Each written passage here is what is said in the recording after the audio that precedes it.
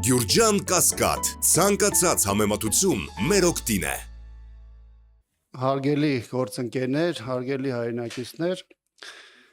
անկեղծ ասած իմ խոսքը ուզում եմ սկսել երեք հնչած մի տխրահռչակ հայտարարությունից,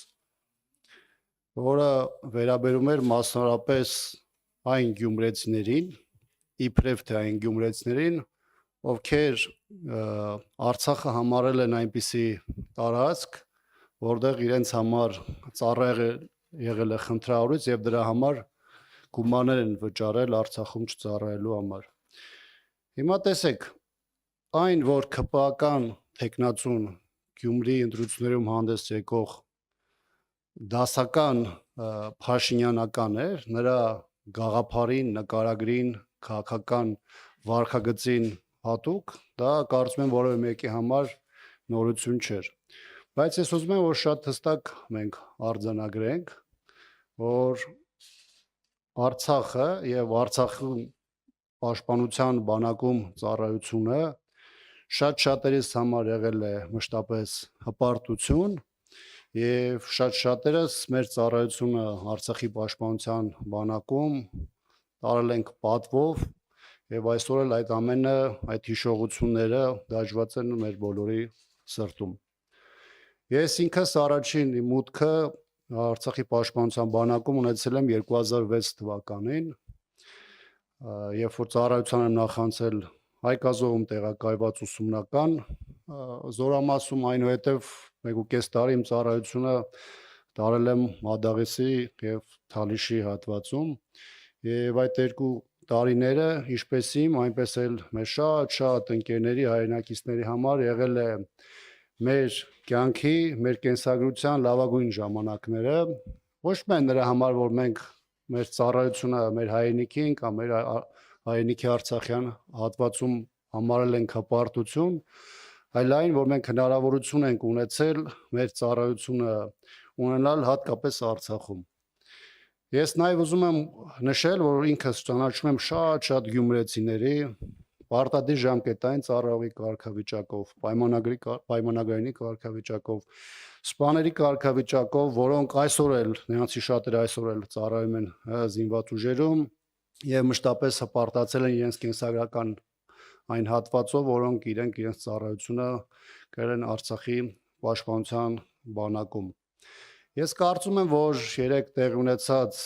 Գյումրի ու տեխնացուների այդ բանավեճում ըստ էության ԿՊ ներկայացնող տեխնացուն գնաց քաղաքական ինքնասպանության ճանապարհով, մյուս կողմից նաև պատասխանատվություն ստանձնեց այս իշխանությունների այն բոլոր մեղսակցության համար, հայրենիքի հանձնումից մինչև Հայաստանի անվտանգությունը ըստ էության թշնամիներին վաճառելու այդ հարցից եւ դրանով ինքն իր ճանապարհը փակեց հետագայում քաղաքական գործընթացների համար։ Սա մեկ։ Երկրորդը չենք կարող մենք որևէ ձևով շրջանցել եւ չանդրադառնալ այն բոլոր այլանդակություններին, որոնք տեղ ունեցան հատկապես երեք Գյումրիում։ Իհարկե տարբեր process-ներ, տարբեր տեխնացուների նկատմամբ ճնշումների, հետապնդումների բավականին ծանր նաև քարոզչության միջոցով մենք տեսել ենք այս վերջին 2 ամիսների ընթացքում, սակայն այն ինչ որ տեղի ունեցավ երեք Գյումրիում ըստ էության իր անոնսը ստացել էր դեռևս չորեքշաբթի օրը խորհրդանում կառավարության այդ հարց ու պատասխանի ժամանակ, երբ քաղաքական իշխող մեծամասնության ղեկավարը խորհրդանի ամբիոնից ըստ էության հանձնարարություն իջեցրեց իրավապահ համակարգին գործելու իր պատկերացումների շրջանակներում, իսկ դրա հիմքում ոչ թե օրենքն է, ոչ թե սահմանադրությունն է, այլ իշխող ուժի առաջնահերթությունները, որոնք արտահայտվում են ձերբակալությունների, ճնշումների,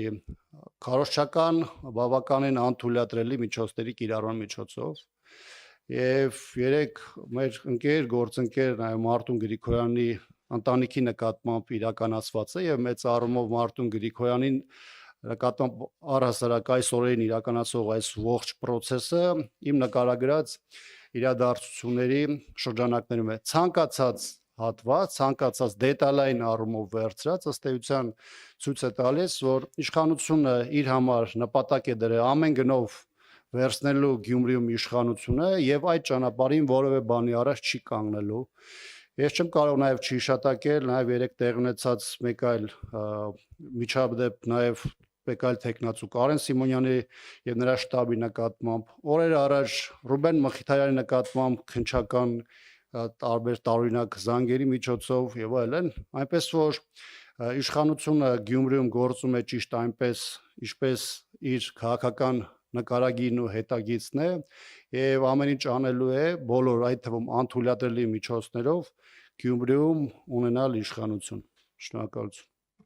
Բակտար, խնդրեմ ձեր հարցը։ Պարոն Աբրահամյան, այնուհանդերձ դուք բացառում եք, որ օրինակ եղել են դեպքեր, որ մարդիկ գումարի դիմաց կարողացել են հասնել նրան, որ Արցախում չծառայեն։ Ես չեմ կարող նմանատիպ դեպքերը որևէ ձևով հերքել։ Երեք տեղ ունեցած բանավեճի ժամանակ, եթե չեմ սխալվում, այդ Ռուբեն Մխիթարյանն էր անընդհատ պահանջում, որպեսզի ԿՊԱ-ական տեխնացուն ներկայացնի կոնկրետ օրինակներ, որտեղ այն ինչ որ նկարագրվեց այդ բանավեճի շրջանակներում, բնականաբար կոնկրետ քրեական էլեմենտներ իր մեջ պահանջում եւ բնականաբար նորմալ իրավական պետության դեպքում դրան պետք է տրվի համապատասխան ընթացք։ Ես կարող եմ ձեզ ասել միանշանակ, որ այսօր, երեք եւ վաղը ցանկացած process, որտեղ կարող է դիտվել կաշառքի արևոտ կաշառքի դրսևորում, հատկապես զինվորական ծառայությունից ազատելու հետ կապված բոլոր ժամանակներում իմ համար եղել է, կա եւ մնալու է դատապարտելի արարք, որը պետք է ամենախիտ ձևով լինի պատժելի։ Իրականում, խնդրեմ ձեր հարցը։ Ես որպես այս հարցի շարունակություն եւ մեկ ուրիշ հարց ունեմ, այն ամենիվ պարոն Աբրահամյան, տեսեք, այդ հայտարարությունն արդյոք հաղորդում չի հանցագործության մասին, ձեր կարծիքով ինչու է իրավապահ մարմինները հապաղում, առնվազն Սարիկ Մինասյանը չէր հրավիրվելու մինչ այս պահ հարցաքննության, հաշվի առնելով, որ նախընտրական շրջանում իրավապահ մարմինները շատ արագ եւ օպերատիվորեն արձագանքում են մյուս տեխնացուների վերաբերյալ, հա, տեղեկություններին, հայտարարություններին, անանուն ձայնագրություններին, ինչով եք սա պայմանավորում եւ երկրորդ հարցը, իշխանությանը չի հաջողվում Ադրբեջանի հետ հասնել խաղաղության պայմանագրի ստորագրմանը, չնայած որ հայտարարել են, որ համաձայնագիրը պատրաստ է ստորագրման, կետերի շուրջ կա ձեռք բերված պայմանավորվածություն, բայց Ադրբեջանը շարունակում է նախապայմանների լեզվով խոսել, սա արդյոք ձախողում չէ, հա, Նիկոլ Փաշինյանի կոնկրետ անձի որպես բանակցողի եւ եթե այդպես է, արդյոք նրան անվստահություն հայտնելու գործընթաց ընդդիմությունը կսկսի խորհրդարանի մակարդակով։ Շնորհակալություն։ Եթե ձեր ենթահարցերից որը մեկը մոռանամ, խնդրում եմ ինձ հիշեցրեք, որտեղ բավականին բազմաշերտ էր։ Կոնկրետ Գյումրի հետ կապված երեկվա բանավեճի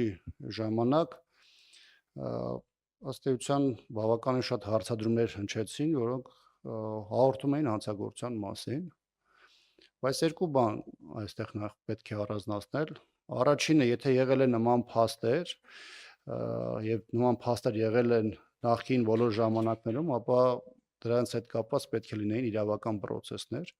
ընդ որում մինչև 2018 թվականն էլ եղել են բազմաթիվ հարցեր զինվորական ծառայության հետ կապված,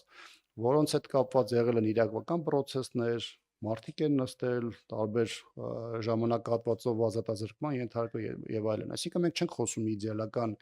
իրավիճակի մասին, երբ որ չի եղել որևէ կոռուպցիոն դրսևորում կամ որևէ փուլում որևէ անձ չի փորձել գումարի միջոցով հասնել որևէ խնդիրների լուծմանը։ Հիմա այլ բան է, որ այս իշխանությունը, որի տեխնացուն ներկայացված էր այդ բանավեճում, արդեն 7 տարի իշխանության է, եւ եթե նրանք այս 7 տարվա ընթացքում տիրապետել են նման տեղեկությունների, որոնք եղել են պայմանականորեն մինչև 2018 թվականը եւ որևէ քայլ չեն ձեռնարկել, դա արդեն խոսում է նրանց այս գործընթացում ունեցած հանցավոր լռության մասին, սա եւս իմ կարծիքով նաեւ իրավական գործընթացի առարկա է,